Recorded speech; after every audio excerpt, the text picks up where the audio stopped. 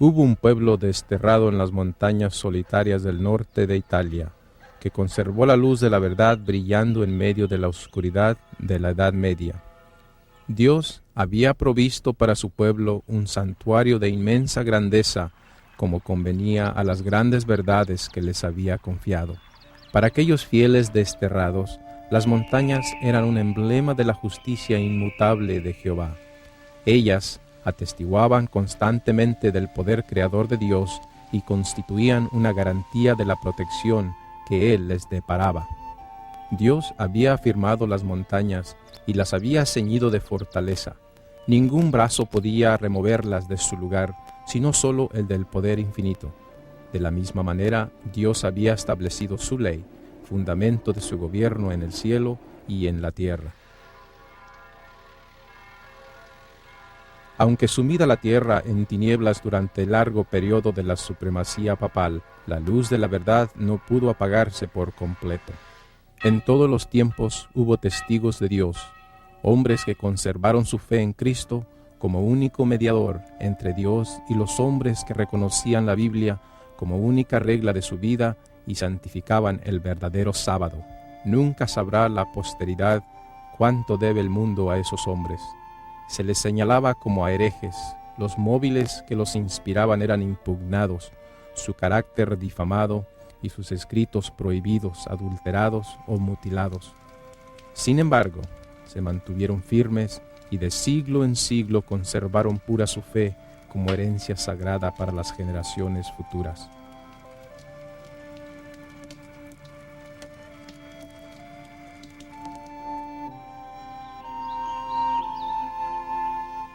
Un grupo de estos testigos fieles de Dios fue el pueblo de los valdenses. Su doctrina resaltaba como las majestuosas montañas alrededor y contrastaba notablemente con las doctrinas falsas de Roma. De acuerdo con el sistema verdaderamente cristiano, sostenían su creencia religiosa en la palabra de Dios escrita. Pero esos humildes campesinos en sus obscuros retiros, apartados del mundo y sujetos a penosísimo trabajo diario entre sus rebaños y viñedos, no habían llegado por sí al conocimiento de la verdad que se oponía a los dogmas y herejías de la iglesia apóstata. Su fe no era una fe nueva. Su religión fue transmitida como una herencia de sus antepasados.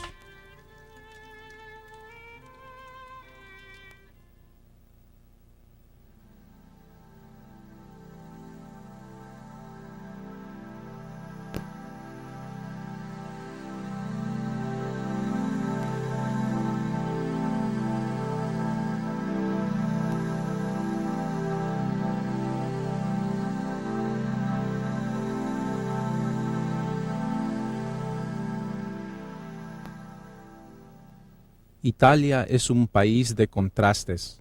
Al norte están las montañas nevadas y las praderas de los Alpes. La tierra del sur goza de un templado clima mediterráneo. Y al centro del país está Roma, sentada como si fuera una reina en medio de los mares. Es en el norte que se hallaba la iglesia de los Alpes, la tierra de los valdenses. Como si fueran cincelados de las montañas, los valles del Piamonte se extienden como radios de una gigantesca rueda. El origen de los valdenses se pierde en la oscuridad de los siglos. Según sus tradiciones, ellos fueron arrancados del sur de Italia en los siglos II y III y llevados a los valles de los Alpes.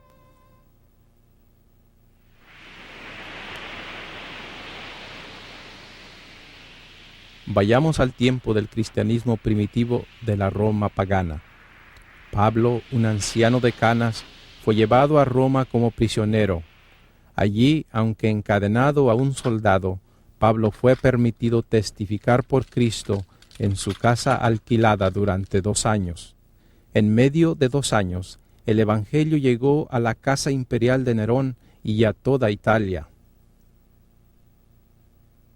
Nerón, el emperador de Roma, era un agente de Satanás, era feroz, sin dignidad y corrupto.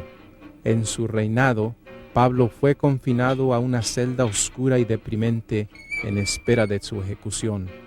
Nerón ordenó el decapitamiento de Pablo, silenciando así a uno de los mayores testigos de Cristo, pero la influencia de Pablo y sus palabras escritas viven.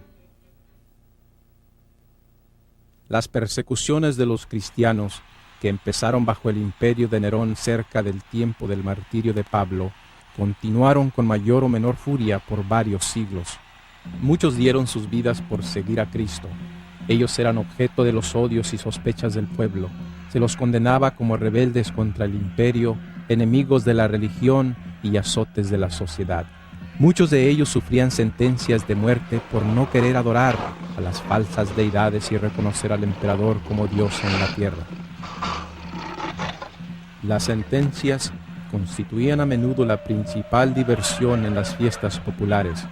Grandes muchedumbres solían reunirse para gozar de semejantes espectáculos en los anfiteatros, donde los cristianos eran despedazados por los animales salvajes. A pesar de estas persecuciones más sangrientas, estos testigos de Jesús conservaron su fe sin mancha. A comienzos del siglo IV, durante el tiempo de Diocleciano, muchos de los cristianos perseguidos huyeron al norte de Italia. Estos predecesores de los valdenses se asentaron en los valles del Piamonte y se les conocieron como gente de los valles o los Vaudois. A medida que la persecución de los cristianos se tornaba más intensa, la violencia de la Roma pagana también aumentaba. Constantino, un emperador romano del siglo IV, había observado que los césares que persiguieran a los cristianos usualmente habían acabado mal, mientras que los cristianos continuaban creciendo en número. El emperador Constantino profesó aceptar el cristianismo basado en una experiencia sobrenatural. Yendo a Roma en una expedición, él dijo que se le apareció una cruz en el cielo junto con las palabras: «Con esta vencerás». Pero él continuó con sus formas paganas de adoración.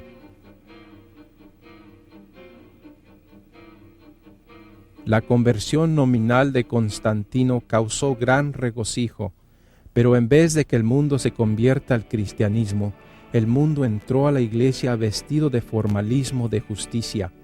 El cristianismo y el paganismo estaban unidos ahora.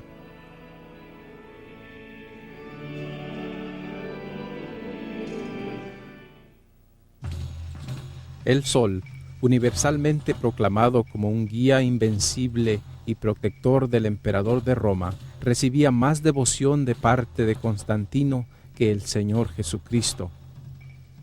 Esta moneda muestra en un lado a Constantino y en el otro a Apolo, el dios Sol. Después de que Constantino afirmó haber aceptado el cristianismo, el dios Sol Apolo, que a menudo se dibuja con los rayos solares saliendo de su cabeza, se convirtió en la imagen de Cristo para la iglesia cristiana. Los símbolos del sol se hallan a menudo en el arte de la iglesia romana, mostrando la unión del paganismo con el cristianismo. En el mismo centro de los edificios del Vaticano en Roma se encuentra un inmenso disco solar, armazón sobre armazón. En el medio de este disco está un obelisco, un símbolo asociado con la adoración del sol. En las religiones paganas, el sol siempre ha sido un símbolo de vida. El obelisco representaba el órgano reproductor masculino. La rueda solar, que era también un símbolo de fertilidad, representaba al sol, la luna y las estrellas.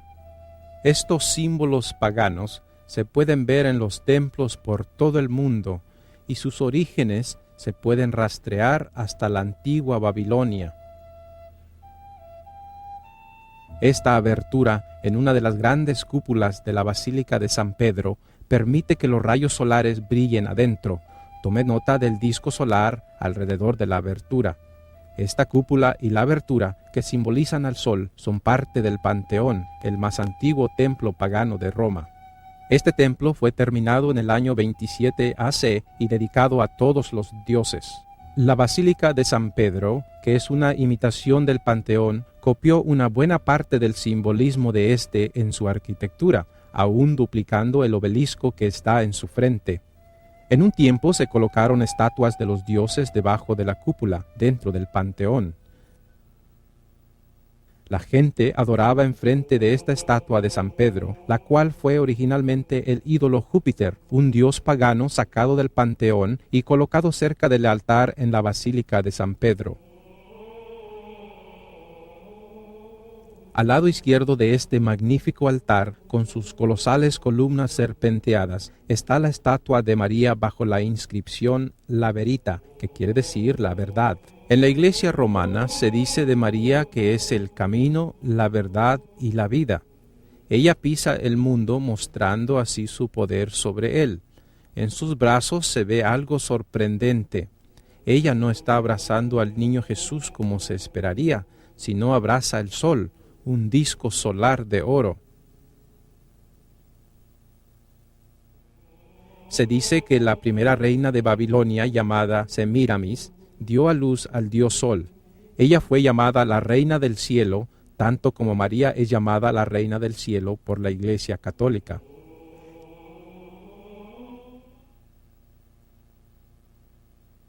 En los primeros siglos, después de la ascensión de Cristo, los fieles seguidores de Jesús observaron la infiltración de la apostasía en la iglesia cristiana. Ellos sintieron la necesidad de apartarse de esta apostasía, ya que se observaba que el Estado y la iglesia unían sus fuerzas para imponer prácticas religiosas, las cuales debían ser acatadas por todos, o si no, sufrirían sanciones civiles. En 7 de marzo del año 321, Constantino tomó por primera vez una medida pública imponiendo la observancia del domingo. Este edicto requería que la gente de la ciudad descansase en el día venerable del sol. Constantino, emperador Augusto Elpidio, en el venerable día del sol, que descansen los magistrados y los residentes de las ciudades, y que se cierren los talleres. Sin embargo, los que se dedican a la agricultura pueden libre y legalmente continuar en su ocupación, porque frecuentemente sucede que otro día no es oportuno para sembrar el grano o plantar la viña. No sea que por negligenciar el momento apropiado para tales operaciones se pierda la dádiva del cielo.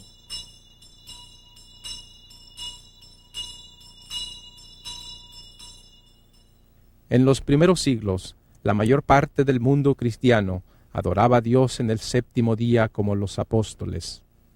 Cuando se vio que el edicto de Constantino carecía de pruebas para sustituir la autoridad divina, el obispo de Roma, Eusebio, quien buscara el favor de la princesa, propagó la idea de que Cristo había cambiado la santidad del sábado al domingo. Entonces, aquellos que continuaron aferrándose al séptimo día fueron declarados enemigos del Estado y de la Iglesia.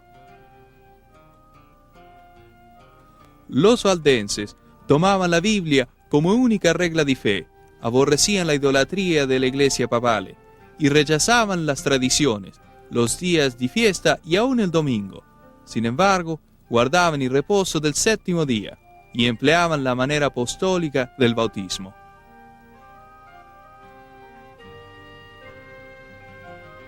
Justiniano ascendió al trono de Constantinopla como el emperador de Roma Oriental en el año 527.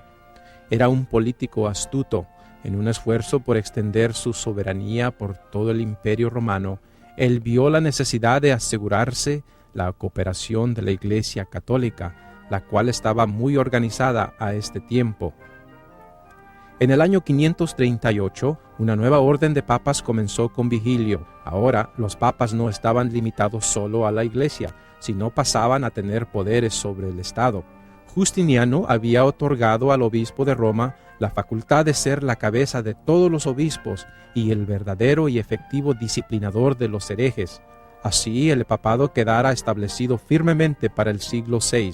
Su asiento del poderío había sido establecido en la ciudad imperial y el obispo romano había sido declarado como la cabeza de la Iglesia toda.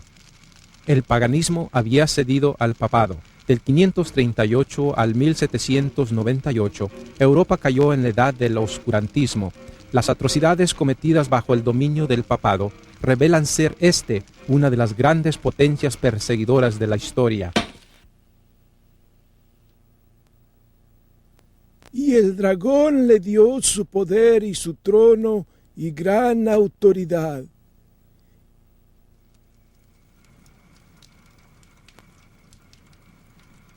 Así comenzó los 1260 años de opresión papal, predicha en las profecías de Daniel y Apocalipsis. Y hablará palabras contra el Altísimo, y tratará duramente a los santos del Altísimo, y pretenderá cambiar los tiempos y la ley, y serán entregados en su mano hasta un tiempo, y tiempos, y medio tiempo. Y se le dio una boca que hablaba palabras arrogantes y blasfemias, y se le dio autoridad para actuar durante 42 meses. Y abrió su boca en blasfemias contra Dios, para blasfemar de su nombre, de su tabernáculo y de los que moran en el cielo. Y se le permitió hacer guerra contra los santos y vencerlos. También se le dio autoridad sobre toda tribu, pueblo, lengua y nación.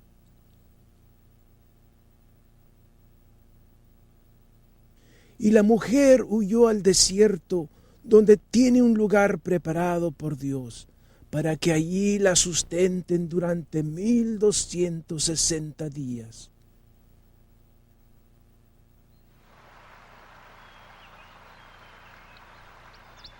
Tras los elevados baluartes de sus montañas, encontraron los valdenses seguro escondite.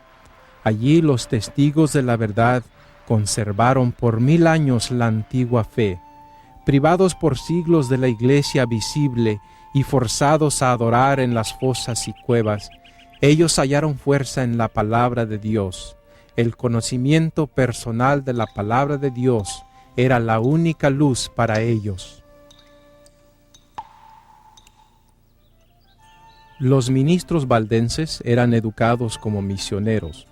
Su escuela se hallaba en el remoto desfiladero montañoso más inaccesible del Prat del Tor. El estudio era riguroso y extenso, incluyendo los idiomas latín, romano e italiano. Después de varios años de estudio y retiro, se les consagraban a la obra de Dios con imposición de manos. A todo el que deseaba dedicarse al ministerio, se le exigía primero que adquiriese experiencia como evangelista. Cada septiembre del año, los barbes o tíos, como se les llamaba a sus pastores, realizaban una reunión general para revisar el trabajo de cada estudiante y para examinar y ordenar a los ministros jóvenes y para escoger los misioneros que visitarían las iglesias distantes de Italia y otros países. Todos debían servir en algún lugar lejano de las misiones por 3 años antes de hacerse cargo de una iglesia local. Este servicio, que desde sus comienzos requería abnegación y sacrificio, era una preparación adecuada para la vida que los pastores llevaban en aquellos tiempos de prueba. Los jóvenes que eran ordenados para el sagrado ministerio no veían en perspectiva ni riquezas ni glorias terrenales, sino una vida de trabajo y peligro y quizá el martirio. Los misioneros salían de 2 en 2 como Jesús se lo mandara a sus discípulos. Casi siempre se asociaba a un joven con un hombre de edad madura y de experiencia, quien era responsable de la educación y a cuya instrucción debía prestar atención el joven. No andaban siempre juntos, pero con frecuencia se reunían para orar y conferenciar, y de este modo se fortalecían uno a otro en la fe. Dar a conocer el objeto de su misión hubiera bastado para asegurar su fracaso, así que ocultaban cuidadosamente su verdadero carácter. Cada ministro sabía algún oficio o profesión, y los misioneros llevaban a cabo su trabajo ocultándose bajo las apariencias de una vocación secular. Generalmente escogían el oficio de un comerciante o buhoneros.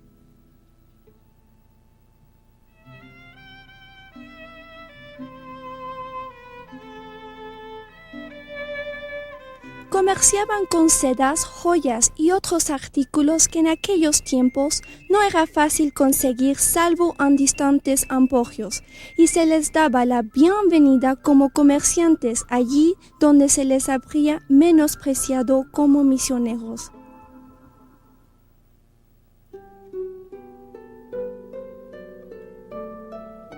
Constantemente elevaban su corazón a Dios pidiéndole sabiduría para poder mostrar a las gentes un tesoro más precioso que el oro y que las joyas que vendían.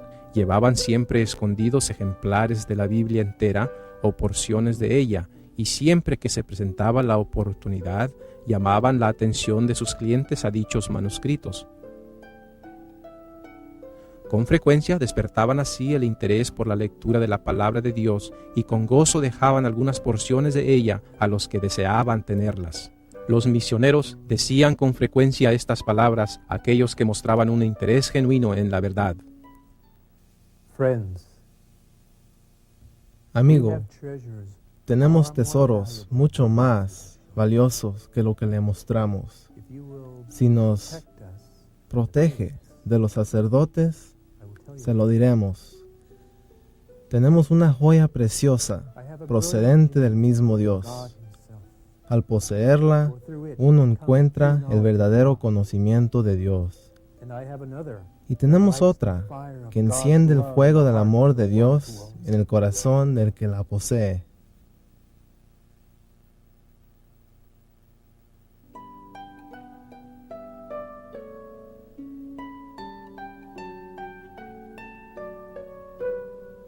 Al finalizar el día, los dos misioneros regresaban a sus posadas y pedían la bendición de Dios sobre el trabajo del día. Estos hombres píos eran grandes practicantes de la oración. Nuestra regla de conducta será el hacer la obra de Jesús. Si le confesamos en la tierra, Él nos confesará en el cielo. Y si le negamos en la tierra, Él nos negará en el cielo. Preferimos ser rechazados por el papado que por nuestro Salvador. Había ocasiones cuando eran descubiertos y echados en prisiones lúgubres, donde sufrían gran agonía por la palabra de Dios y por el testimonio que daban. Muchos eran torturados y estirados sobre una horrible ranfla. Fue entonces cuando los valdenses clamaban las promesas de Dios. Conservaron la fe pura a pesar de la tortura, el frío, la destitución y pérdida de vida en los Alpes. Se negaron a abandonar la Biblia, a confesarse a los sacerdotes, a recibir la hostia y creer que sea el cuerpo de Jesús, o a reconocer al pontífice de Roma como el vicario de Cristo.